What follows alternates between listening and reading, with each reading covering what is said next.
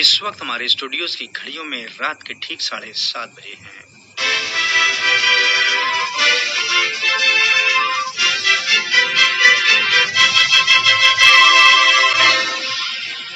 یہ ریڈیو قطر ہے۔ اب آپ نثار احمد انصاری سے خبریں سنیے۔ پہلے اہم خبروں کا خلاصہ۔ صاحب سمو امیر نے کانگو کے صدر کے ساتھ ٹیلی فون پر بات چیت کی اور جاپان کے بادشاہ کو تعزیتی خط ارسال کیا۔ وزیر تجارت و صنعت نے آج عوامی نجی شراکت داری ڈیولپمنٹ کانفرنس کا افتتاح کیا۔ وزارت صحت نے آج کووڈ 19 کی وبا کا شکار 1005 مریضوں کی صحتیابی کا اعلان کیا ہے۔ اور عرب اور یورپی ملکوں نے غرب اردن کے انضمام سے متعلق اس سالی منصوبے کو رد کیا۔ اور اب پیش خدمت ہے آج کا دوسرا نشریہ۔ بسم اللہ الرحمن الرحیم۔ صاحب سمو امیر شیخ تمیم بن حمد آل ثانی نے عوامی جمہوریہ کانگو کے صدر مسٹر فیلکس سے ٹیلی فون پر دو طرفہ تعلقات اور انہیں فروغ دینے کے وسائل کا جائزہ لیا۔ اس موقع پر ہونے والی بات چیت مشترکہ مفاد کے دیگر کئی امور پر مرکوز رہی۔ دریاستا صاحب سمو امیر نے جاپان کے بادشاہ نارو ہیتو اور وزیر اعظم شینزو ابے کو ان کے ملک کے مغربی حصے میں آنے والے سیلابوں میں ہوئے جانی نقصان پر تعزیت کرتے ہوئے زخمیوں کی جلد صحتیابی کے لیے نیک خواہشات کا اظہار کیا۔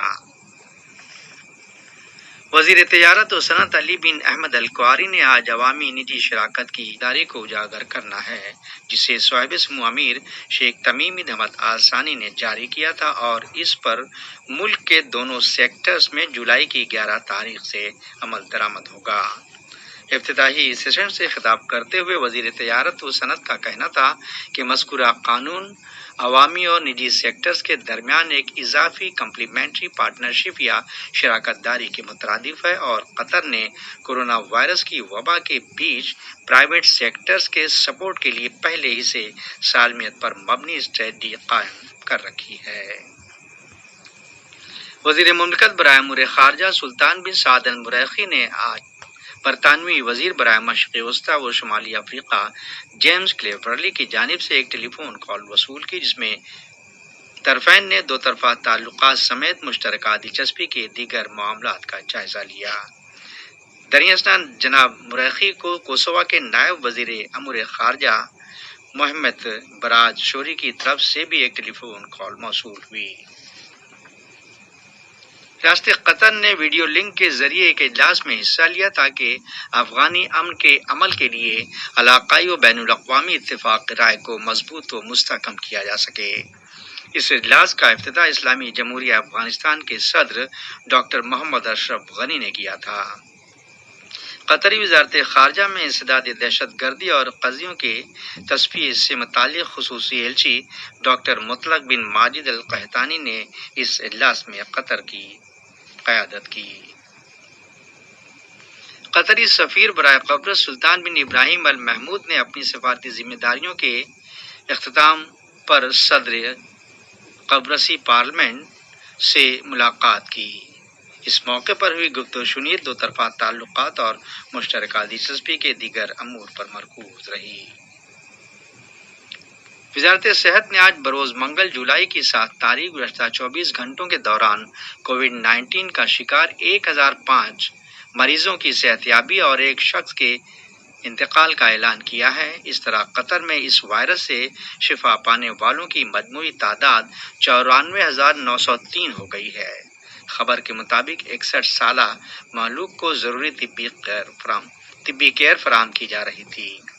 نیز کہا گیا کہ کورونا وائرس کے 600 نئے مصدقہ معاملات پائے گئے ہیں۔ ان تمام متاثرین کو آئسولیٹ کرنے کے بعد زیر علاج رکھا گیا ہے۔ وزارت صحت کا مزید کہنا تھا کہ وائرس کے عدم پھیلاؤ کے لیے کی جانے والی کوششوں میں کامیابی ملتی جا رہی ہے جس کا بیان ثبوت انفیکشن کے گراف میں بتدریج گراوٹ یا کمی ہے۔ خیال ہے پچھلے کئی ہفتوں سے یومیہ نئے کیسز اور اسپتالوں میں داخل کیے جانے کے معاملات میں کمی دیکھنے میں آئی ہے۔ وزارت نے عوام سے اصرار کیا ہے کہ وائرس کے کنٹرول میں احتیاطی تدابیر اور حفاظتی اقدام سے متعلق اپنے رول ادا کرتے رہیں۔ وزارت صحت نے ترکی میں 4 ایسے طبی مراکز کو منظوری دی ہے جہاں قطری شہری کووڈ-19 کے ٹیسٹ کرا سکتے ہیں اور منفی رپورٹ آنے پر انہیں قطر پہنچنے پر لازمی ہوٹل کوارنٹائن سے مستثنی قرار دیا جائے گا۔ تاہم باوجود اس کے ایسے تمام افراد کو 14 دنوں کے لیے اپنے گھر ہی میں کوارنٹائن کرنا ہوگا۔ یہ خبریں ریڈیو قطر سے نشر کی جا رہی ہیں۔ کووڈ-19 کی وبا کے اثرات سے متعلق دنیا کے دیگر حصوں پر نظر ڈالی جائے تو فی الوقت 11.6 ملین افراد پازیٹیو اور 5,37,000 سے زیادہ 601 انفیکشنز کے معاملات کے بعد یہ تعداد بڑھ کر 51,245 ہو گئی، جبکہ آج ہی کے دن ایران میں 200 لوگوں کی کورونا وائرس سے موت واقع ہوئی ہے، جو ماہ فروری میں وائرس کی وبا پھوٹ پڑنے کے بعد ایک دن میں ہونے والی ہلاکتوں کی اب تک کی سب سے زیادہ تعداد ہے۔ یاد رہے اتوار کے روز وہاں 163 لوگوں کا انتقال ہوا تھا۔ اسی دوران روس میں آج 12ویں دن بھی یومیہ ہلاکتوں کی تعداد 6,000 سے زیادہ ہی بیان کی گئی ہے، جبکہ صحت سے متعلق اتھارٹیز نے آج کورونا وائرس کے 6,368 نئے کیسز کی رپورٹ دی، جہاں اب متاثرین کی مجموعی تعداد 6,94,230 سے تجاوز کر گئی۔ مقبوضہ غرب اردن کے حصوں کے انضمام سے متعلق اسرائیلی منصوبے کے خلاف 9 عرب ملکوں نے ایک مؤثر بین الاقوامی موقف اختیار کرنے کا مطالبہ کیا ہے۔ اس کے علاوہ آج ہی کے دن جرمنی، فرانس، اردن اور مصر کے وزرائے خارجہ کی جانب سے بھی غرب اردن کے فلسطینی علاقوں کے الحاق سے متعلق اسرائیلی منصوبے کے خلاف شدید احتجاج کیا گیا۔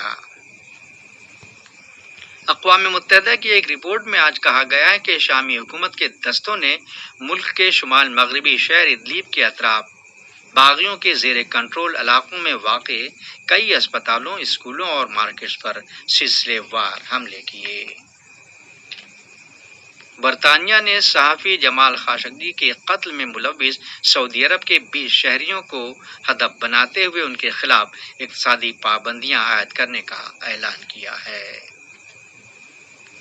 ایتھوپیا کا کہنا ہے کہ وہ اگلے چند ایام میں دریائے نیل پر موضوع بحث میگا ڈیم کو بھرنے کی شروعات کرے گا، لیکن مصر اور سوڈان کی سمت پانی کے بہاؤ کو لے کر ان کے ساتھ اپنے تنازع کے حل کی کوشش کرنے کا عزم بھی ظاہر کیا۔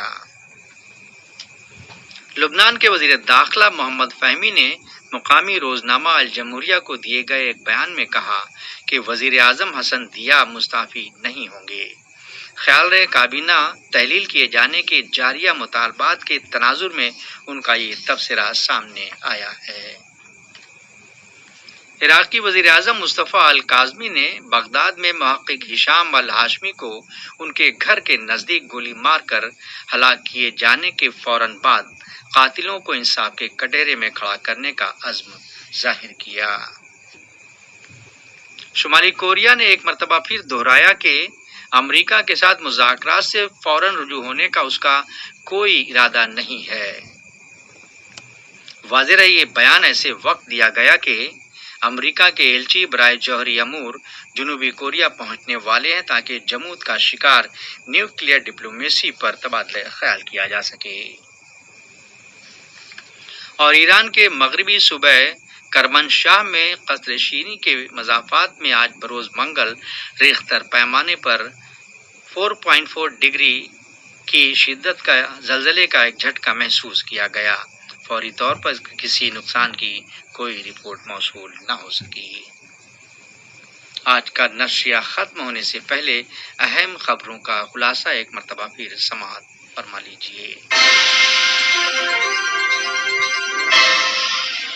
صاحب سمو امین نے کانگو کے صدر کے ساتھ ٹیلی فون پر بات چیت کی اور جاپان کے بادشاہ کو تعزیتی تار ارسال کیا۔ وزیر تجارت و صنعت نے آج عوامی نجی شراکت مریضوں کی صحتیابی کا اعلان کیا ہے۔ اور عرب اور یورپی ملکوں نے غرب اردن کے انضمام سے متعلق اس سالی منصوبے کو رد کیا ہے۔ ریڈیو قطر سے آج کا دوسرا نشریہ ختم ہوا۔ اگلا نشریہ کل صبح 9 بجے پیش کیا جائے گا۔